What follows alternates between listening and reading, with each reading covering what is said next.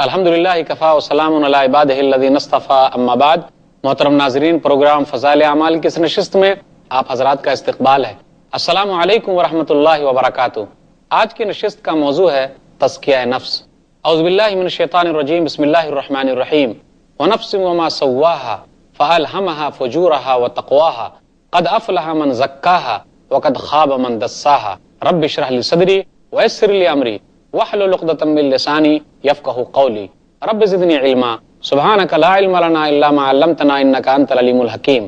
تمام قسم کی تعریفات اللہ وحدہ لا شریک، خالق کائنات، مالک ارض و سما اور مدبر انسجاں کے لیے ہیں۔ اس کے بعد بے شمار درود و سلام نازل ہو جناب محمد رسول اللہ صلی اللہ علیہ وسلم پر کہ اللہ رب العالمین نے انہیں رحمت للعالمین بنا کر بھیجا۔ اللہم صلی علی محمد وعلی آل محمد کما صلیت علی ابراہیم وعلی آل ابراہیم انک حمید مجید۔ اللہم بارک علی محمد وعلی آل محمد کما بارکت علی ابراہیم وعلی آل ابراہیم انک حمید مجید۔ ناظرین کرام، میں نے سورہ شمس سورہ نمبر 91 کی 4 آیتیں، آیت نمبر 7، 8، 9 اور 10 آپ کے سامنے پڑھی ہے۔ اس مناسبت سے میری تقریر کا عنوان ہے تزکیہ نفس۔ تزکیہ کا معنی ہے پاک و صاف کرنا، نفس کا معنی ہے جان، دل کو پاک و صاف کرنا۔ کس ناحیے سے پاک و صاف کرنا؟ دل کی جو گندگیاں ہیں اس کو صاف کرنا، روح کو صاف کرنا۔ ایک تو بدن کا ظاہری حصہ ہوتا ہے، اس کو پاک کرنا۔ بدن کا جو اندرونی حصہ ہے روح کو غذا پہنچانا۔ ہم اور آپ اچھی طریقے سے جانتے ہیں کہ جسم کو بڑھنے کے لیے ہم کھاتے ہیں، پیتے ہیں، ہمارے جسم کے لیے ہوا کی ضرورت ہے۔ ہم یہ بھی جانتے ہیں کہ ہمارے جسم کے اندر ایک روح ہے، اس روح کی بڑی اہمیت ہے، اس روح کو بھی غذا چاہیے۔ اس روح کو غذا ہم کیسے دیں گے؟ اس روح کی جو غذا ہے نیک کام، نیکی کی باتیں کرنا، نیک کام سننا، نیک کام پر عمل کرنا۔ اس کو جو غذا ملے گی نیک کام سے مل سکتی ہے۔ اگر میں ایک جملہ یہ کہوں تزکیہ نفس کے تعلق سے کہ نفس کو پاک و صاف کرنا، تو ظاہری صفائی تو ہے ہی، دلی صفائی بھی کرنا اور اللہ کے لیے لگا دینا کہ آدمی اللہ کے بتائے ہوئے طریقے پر چلنے والا ہو جائے اور برائیوں سے رک جائے۔ اس کی قرآن اور حدیث میں بڑی اہمیت ہے۔ جتنے بھی انبیاء آئے، تمام انبیاء کا مقصد تزکیہ نفس، کہ وہ لوگوں کا تزکیہ کریں، لوگوں کو پاک و صاف کریں، یہی ان کا مقصد تھا۔ اللہ نے کہا سورہ نحل سورہ نمبر 16 آیت نمبر 36، وَلَقَدْ بَعَثْنَا فِي كُلِّ أُمَّةٍ رَسُولًا أَنِ اعْبُدُوا اللَّهَ وَاجْتَنِبُوا الطَّاغُوتَ، کہ ہم نے ہر امت کے اندر ایک رسول کو بھیجا، کس کام کے لیے؟ کہ تم لوگ اللہ کی عبادت کرو اور بتوں کی پوجا نہ کرو۔ تزکیہ نفس کی بڑی اہمیت ہے۔ نبی صلی اللہ علیہ وسلم کے بارے میں اللہ تعالیٰ نے قرآن میں کیا ذکر کیا ہے، ذرا ہم غور کریں۔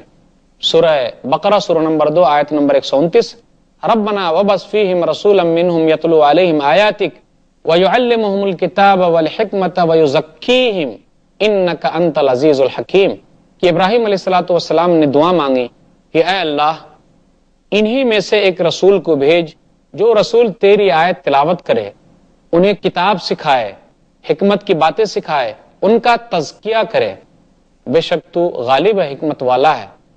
ابراہیم علیہ السلام کی دعا کئی سالوں کے بعد پوری ہوئی، تو کبھی آدمی کو مایوس نہیں ہونا چاہیے کہ دعا فوراً قبول نہیں ہو رہی ہے، کیوں ایسا ہو رہا ہے؟ قبول نہیں ہوگی، کبھی بعد میں بھی ہوگی، کبھی اللہ تعالیٰ اس کے بدلے ہمارا دوسرا کام کر دے گا، تو کبھی ایسا ہوگا کہ اللہ تعالیٰ آخرت میں ہمارے لیے ذخیرہ بنا دے گا۔ تو ابراہیم علیہ السلام نے دعا کی تھی، نبی صلی اللہ علیہ وسلم مبعوث کیے گئے، رحمت للعالمین بنائے گئے۔ اللہ تعالیٰ نے تزکیے کے بارے میں نبی صلی اللہ علیہ وسلم کے بارے میں اور بھی کہا ہے۔ سورہ بقرہ سورہ نمبر 2 آیت نمبر 151، اللہ نے کیا کہا؟ کما ارسلنا فیکم رسولا منکم یتلو علیکم آیاتنا ویزکیکم ویعلمکم الکتاب والحکمہ ویعلمکم ما لم تکونوا تعلمون، ہم نے تمہیں میں سے ایک رسول کو بھیجا ہے جو ہماری آیتیں تلاوت کرتے ہیں، تمہیں کتاب اور حکمت کی باتیں سمجھاتے ہیں، تمہارا تزکیہ کرتے ہیں، یعنی سیدھے راستے پر تمہیں لگاتے ہیں اور تمہیں وہ چیزیں سمجھاتے ہیں جو تم نہیں جانتے تھے۔ اللہ تعالیٰ نے تزکیہ کے بارے میں اور بھی کہا، سورہ آل عمران سورہ نمبر 3 آیت نمبر 164، لقد من اللہ علی المؤمنین اذ بعث فیہم رسولا من انفسہم یتلو علیہم آیاتہ ویزکیہم ویعلمہم الکتاب والحکمہ وَإِن كَانُوا مِن قَبْلُ لَفِي ضَلَالٍ مُبِينٍ۔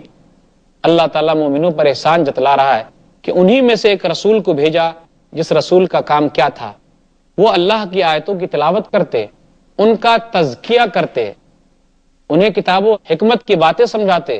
اس سے پہلے لوگ کھلی ہوئی گمراہی میں تھے۔ سورہ جمعہ سورہ نمبر 62 آیت نمبر 2، هو الذی بعث فی الامیین رسولا منہم یتلو علیہم آیاتہ ویزکیہم ویعلمہم الکتاب والحکمہ وإن كانوا من قبل لفی ضلال مبین۔ وہی اللہ تعالیٰ جس نے امیوں میں ایک رسول کو بھیجا، اس کا کام کیا تھا؟ کتاب اور حکمت کی باتیں سمجھائے، ان کا تزکیہ کرے۔ اس سے پہلے لوگ کھلی ہوئی گمراہی میں تھے۔ تو تزکیہ نفس کی بڑی اہمیت ہے۔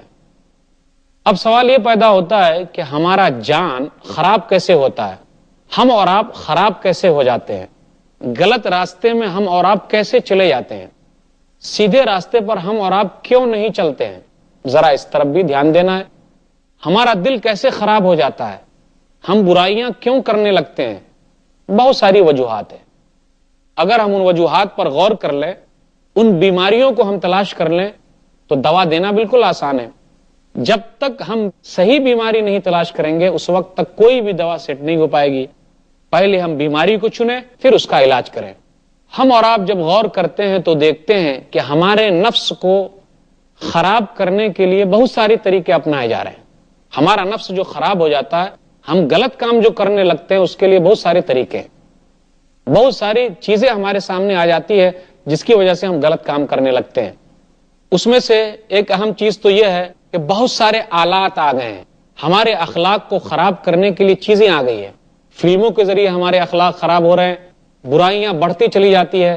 تو جب برائیاں سامنے ہوتی ہے تو لوگ بھی چاہتے ہیں، جو اچھے لوگ ہیں وہ بھی غلط ہوتے چلے جاتے ہیں۔ تو وہ کیسے رکیں گے؟ غلط کام کی طرف چلے جاتے ہیں۔ اس کا نفس بھی ظاہری چیزوں کو پسند کرتا ہے، اور جو چیز سامنے نظر آتی ہے لوگ اسی کو اہم سمجھتے ہیں۔ سامنے جو چیز نظر آئے اسی کو اہمیت دیتے ہیں، اس لیے ہمارا نفس خراب ہو رہا ہے۔ جو لوگ برائیاں پھیلا رہے ہیں، چاہے اخبارات کے ذریعے ہو، ٹیلی ویژن کے ذریعے ہو، کسی میگزین کے ذریعے ہو، حسن کے مقابلے کے ذریعے ہو، کسی اور طریقے سے بھی ہو، سیریل کے ذریعے ہو، جس طریقے سے بھی برائیاں پھیلا رہے ہیں اور لوگ اس میں ملوث ہو رہے ہیں، تو دنیا میں تو ان کو کچھ فائدہ ہے ہی، لیکن آخرت میں ان کے لیے دردناک عذاب ہے۔ دنیا ہی میں اللہ نے چیلنج کر دیا ان کو، یہ کہا وقتی طور پر لگتا ہے کہ وہ لوگ سکون سے ہیں، لیکن سکون ملتا کہاں؟ جو لوگ برائیاں پھیلا رہے ہیں، اللہ تعالیٰ نے کیا کہا؟ ان الذین یحبون ان تشیع الفاحشۃ فی الذین آمنوا لهم عذاب علیم فی الدنیا والآخرہ واللہ یعلم وانتم لا تعلمون۔ سورہ نور سورہ نمبر 24 آیت نمبر 19۔ جو چاہتے ہیں کہ برائیاں مومنوں میں پھیلے، ان کے لیے دردناک عذاب ہے، دنیا میں بھی اور آخرت میں بھی۔ تو ہمارے نفس کے خراب ہونے کے کئی اسباب ہیں۔ ایک سبب تو یہ ہے کہ ہم نے اپنے پیدائش کے مقصد ہی کو نہیں سمجھا۔ انسان جو سب سے زیادہ عقل مند ہے، اللہ نے جس کو بنایا ہے، وہی انسان اپنے پیدائش کے مقصد کو بھول گیا ہے۔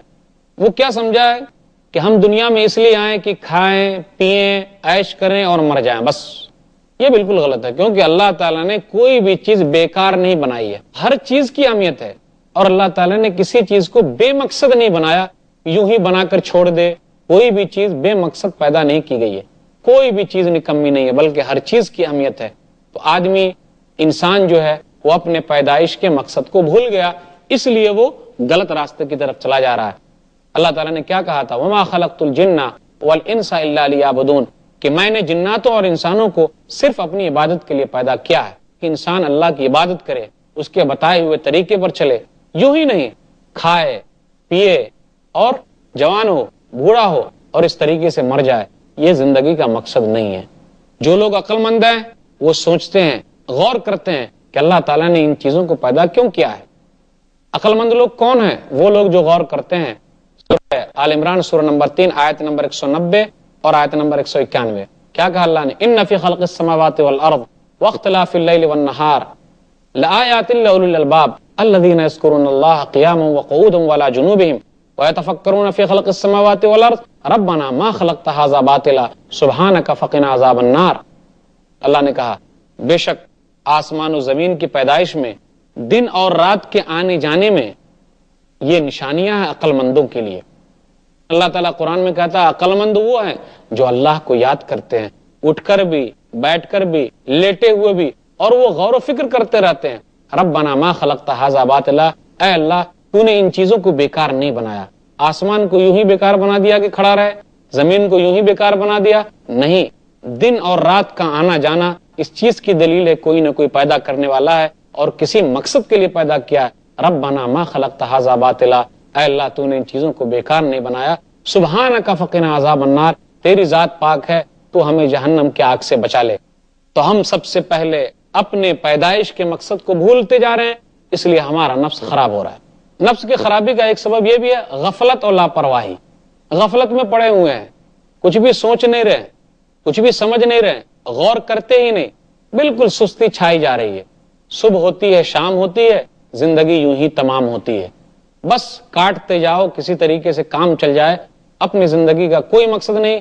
غفلت، سستی، کاہلی، یہ بھی چیز ہمارے نفس کو خراب کرنے والی ہے۔ ہمارے نفس کے خراب کرنے کی ایک وجہ یہ بھی ہے کہ ہم دنیا سے زیادہ محبت کرنے لگے ہیں، دنیا کے پیچھے زیادہ پڑ گئے ہیں، جبکہ یہ ہمارے لیے نقصان دہ ہے۔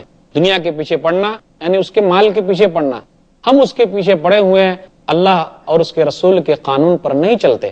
سنن ابی داؤد کتاب الملاحم کتاب نمبر 36 حدیث نمبر 4297، نبی صلی اللہ علیہ وسلم نے کیا کہا؟ یوشک الامم ان تدع علیکم کما تدع الاکلۃ الی قصعتها، قریب ہے کہ دنیا کی قومیں آپس میں مل کر تم پر ٹوٹ پڑیں گے جس طریقے سے کھانے والے پیالے پر ٹوٹ پڑتے ہیں۔ صحابہ نے کہا اللہ کے رسول کیا اس دن ہم لوگ کم ہوں گے؟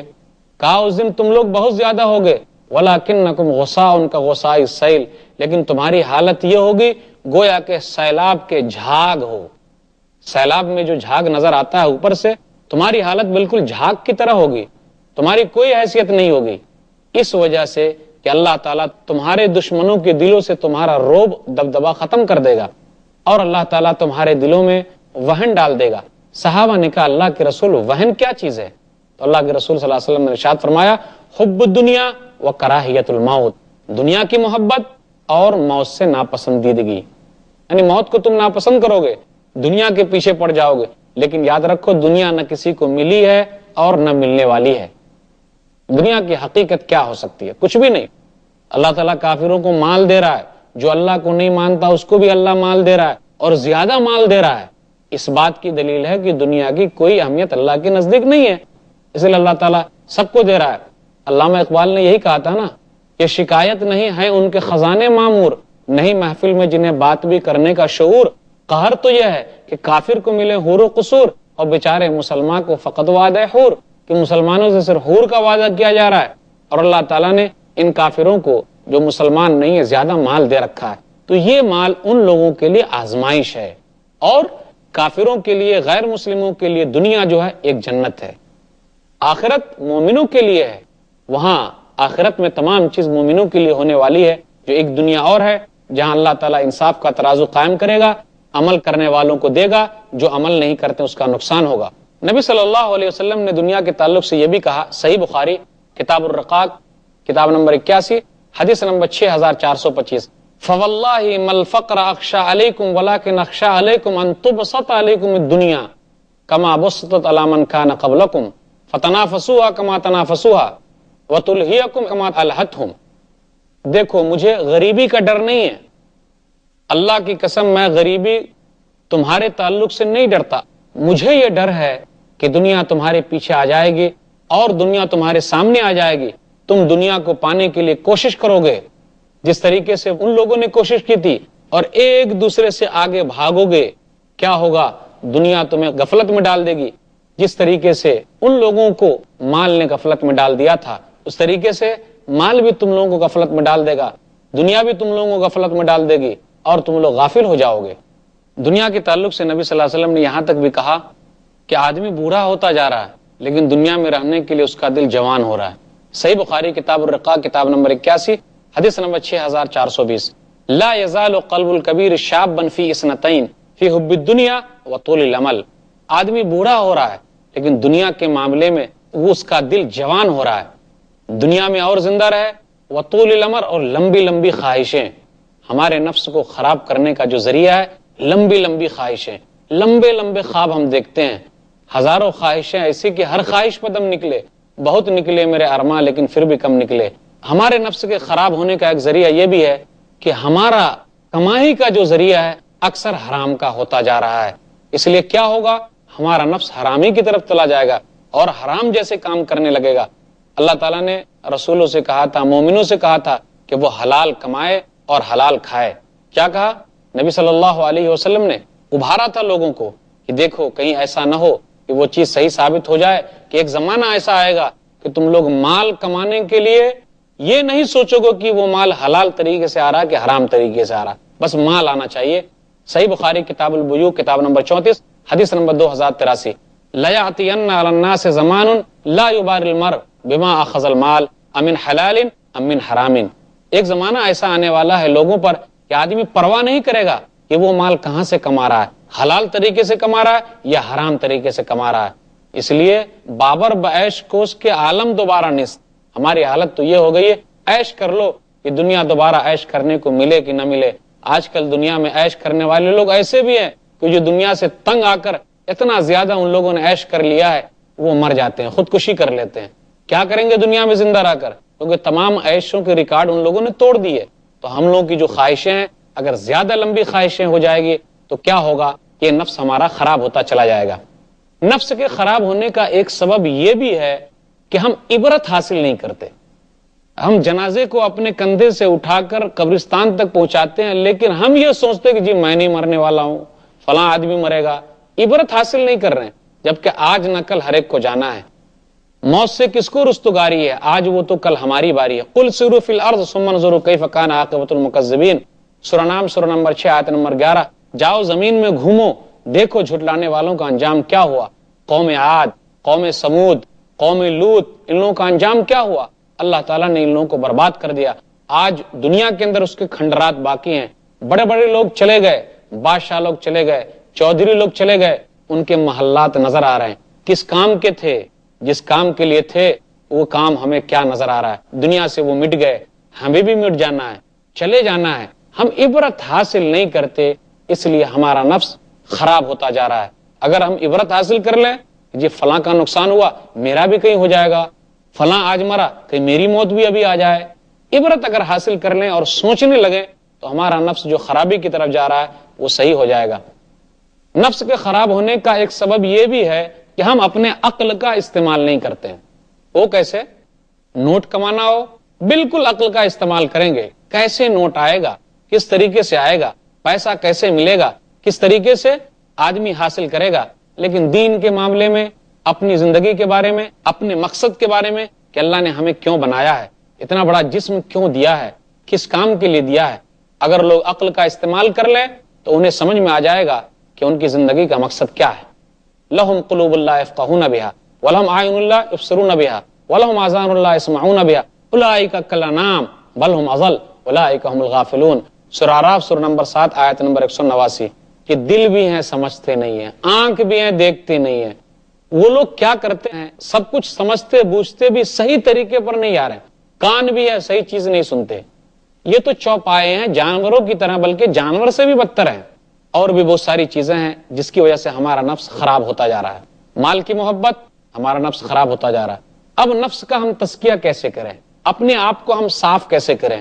ہمارے لیے ضروری ہے کہ ہم ہر چیز کا محاسبہ کریں کہ میں نے صبح سے شام تک کتنے کام کیے، کیا کیا کام صحیح تھا، کیا کیا کام غلط تھا. یہ بہت ضروری ہے. اگر ہم اور آپ اپنا محاسبہ کرتے ہیں تو ہمارے لیے فائدہ ہے. میں آپ کو حضرت عمر رضی اللہ تعالیٰ عنہ کا وہ قول یاد دلانا چاہتا ہوں جو انہوں نے کہا تھا. سنن ترمذی کتاب صفت القیامہ کتاب نمبر 35 حدیث نمبر 2459. کیا کہا؟ حاسبوا انفسکم قبل ان تحاسبوا. اے لوگو اپنے آپ کا محاسبہ کر لو قبل اس کے کہ تمہارا محاسبہ کیا جائے. اپنے آپ کا حساب لے لو قبل اس کے کہ تمہارا حساب لیا جائے. اگر ہمارے اندر یہ چیز پائی جاتی ہے تو ہم نے اپنے نفس کا تزکیہ صحیح طریقے سے کر لیا. ہمارے لیے ضروری ہے کہ ہم کیا کریں؟ صحیح لوگوں کی مجلسوں میں رہیں، اچھے لوگوں کے ساتھ رہیں، نیک لوگوں کے ساتھ رہیں. نیک لوگوں کے ساتھ رہیں گے ہم نیک بنیں گے. صحبت صالح تورا صالح کند، صحبت طالح تورا طالح کند. جیسی سنگت ویسی رنگت. صحیح مسلم کتاب البر والصلہ کتاب نمبر 45 باب نمبر 45 حدیث نمبر 2628. ہمارے لیے ضروری ہے کہ اگر ہم تزکیہ نفس کرنا چاہتے ہیں کہ ہم توبہ استغفار کریں. وَتُوبُوا إِلَى اللَّهِ جَمِيعًا أَيُّهَا الْمُؤْمِنُونَ لَعَلَّكُمْ تُفْلِحُونَ. اے ایمان والو اللہ کے دربار میں توبہ استغفار کرو. سورہ نور سورہ نمبر 24. اگر ہم اور آپ چاہتے ہیں کہ ہمارے دلوں کا تزکیہ نفس ہو جائے، ہمارا نفس کا تزکیہ ہو جائے، ہم آخرت کو یاد کریں. صحابہ کرام آخرت کو یاد کرتے تھے کہ ایک دن آنے والا ہے جہاں ہمارا حساب و کتاب ہوگا. آپ کو معلوم ہے قبر کے جو منظر بیان کیے گئے اسے یاد کریں، نیک لوگوں کی مجلسوں میں رہیں. یہ عثمان رضی اللہ تعالیٰ عنہ ہیں، جب قبرستان جاتے تو روتے تھے. سنن ترمذی کتاب الزہد کتاب نمبر 34 حدیث نمبر 2308. ہم اور آپ چاہتے ہیں کہ ہمارے دلوں کا تزکیہ ہو تو ہمارے لیے ضروری ہے کہ ہم موت کو بہت زیادہ یاد کریں. جتنا زیادہ آپ موت کو یاد کریں گے آپ برائی سے دور رہیں گے. عقل مند وہی ہے جو موت کو بہت زیادہ یاد کرے. سنن ابن ماجہ کتاب الزہد کتاب نمبر 37 حدیث نمبر 4259. نبی صلی اللہ علیہ وسلم سے پوچھا گیا عقل مند کون ہے؟ نبی نے کہا اکثرہم للموت ذکرن، جو موت کو بہت زیادہ یاد کرتا ہے. وَأَحْسَنُهُمْ لِمَا بَعْدَهُ اسْتِعْدَادًا أُولَٰئِكَ الْأَكْيَاسُ، جو موت کو بہت زیادہ یاد کرتا ہے اور موت کے بعد کے والی چیزوں کی تیاری کرتا ہے، سب سے عقل مند وہ ہے. آپ کو معلوم ہے یہ دل کیا معلوم کب پلٹ جائے. اللہ سے دعا بھی کرتے رہیے کہ اللہ تعالیٰ سیدھے راستے پر رکھے، کیونکہ یہ دل کی بڑی اہمیت ہے. اور دل ہی تو ہے آدمی کو صحیح راستے کی طرف لے جائے یا غلط راستے کی طرف لے جائے. جو حدیث کے اندر آیا کہ دیکھو جسم کے اندر ایک ٹکڑا ہے، وہ صحیح رہا سب کچھ صحیح، وہ غلط ہو گیا ہر چیز غلط ہے. ہم اور اب چاہتے ہیں کہ ہمارے نفس کا تزکیہ ہو تو ہمارے لیے ضروری ہے کہ ہم اپنے زبان کی حفاظت کریں، کیونکہ یہی زبان ہے، اگر ہم نے اس کو سنبھال لیا تو ہمارا نفس صحیح ہو جائے گا. کیا کہا گیا حدیث کے اندر؟ صحیح بخاری حدیث نمبر 6474. من یضمن لی ما بین لحییہ وما بین رجلیہ اضمن لہ الجنہ، یعنی اپنی زبان کی ضمانت دی اور اپنی شرمگاہ کی ضمانت دی تو میں اسے جنت کی ضمانت دیتا ہوں. تو زبان کی اہمیت بہت زیادہ ہے. اگر ہم زبان پر کنٹرول کرتے ہیں، صحیح بات بولتے ہیں تو ہمارا فائدہ. آپ یاد رکھیے ہمارے پاس 2 فرشتے لگے ہوئے ہیں، اچھی چیز لکھنے والے بھی اور بری چیز لکھنے والے موجود ہیں. اگر ہم اس کا خیال کریں گے اور ہم سوچ لیں گے کہ بس ہماری زندگی میں اچھے فرشتے اچھی بات لکھیں، تو دیکھیے کس طریقے سے ہمارا نفس سدھر جائے گا. تو یہ چند باتیں ہیں کہ ہم اس طریقے سے اپنے نفس کو سدھار سکتے ہیں. اللہ تعالیٰ سے دعا ہے کہ اللہ تعالیٰ ہمارے نفس کا تزکیہ کرے. آمین. وآخر دعوانا الحمدللہ رب العالمین وصلی اللہ علی نبینا محمد وآلہ وصحبہ اجمعین. والسلام علیکم ورحمۃ اللہ وبرکاتہ.